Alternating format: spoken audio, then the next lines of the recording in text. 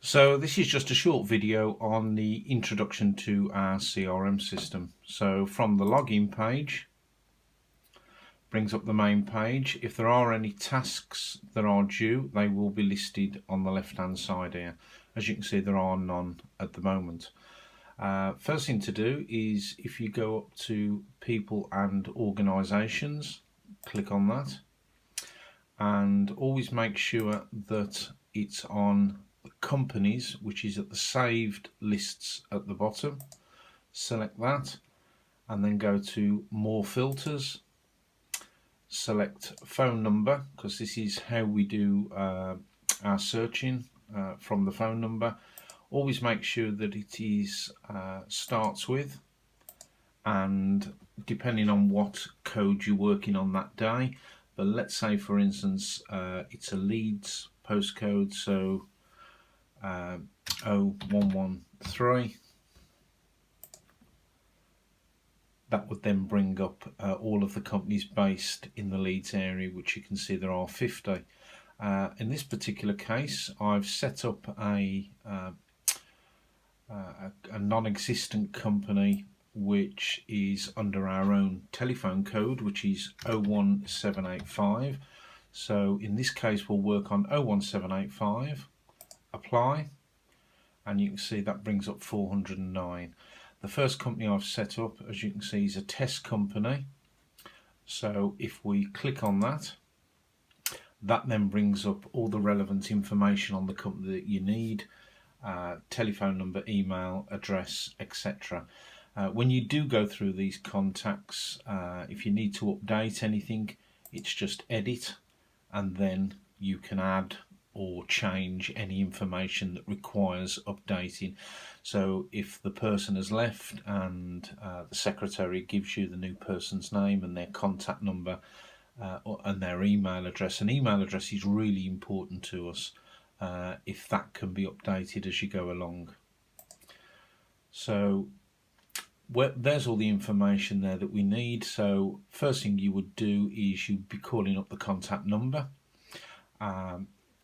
Let's say it's a case of the person that you need to speak to is not there. So quite simply, log activity, just put a note in,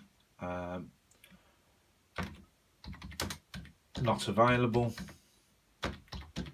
So just keeping the notes as short as possible, save that, and then create a follow-up. So add a task and call it follow-up, and let's say you're going to give them a call tomorrow. You would just set the date tomorrow, the time 9 o'clock, call, and you would assign it to yourself, and as you can see your name has already been added to our database. You would then save that, and when you come tomorrow you would see that there would be a task there. So the first thing that you complete each day is the task. So just going back to the page, you've given them a call, the person's not available, you've put the notes in, you then move on to the next company. So we just go back and you would move on to First Solicitors. But let's say another scenario that you call them up and you speak to the person, they say, I'm not interested at the moment, give us a call in 6 months. You then obviously add a task and set that for 6 months time, but in the meantime you may wish to send them an email, and we would recommend that you send each person a standard email. So you do that just by clicking on the email to the left, and obviously on your computer this would be leanne@boviscontracts.co.uk.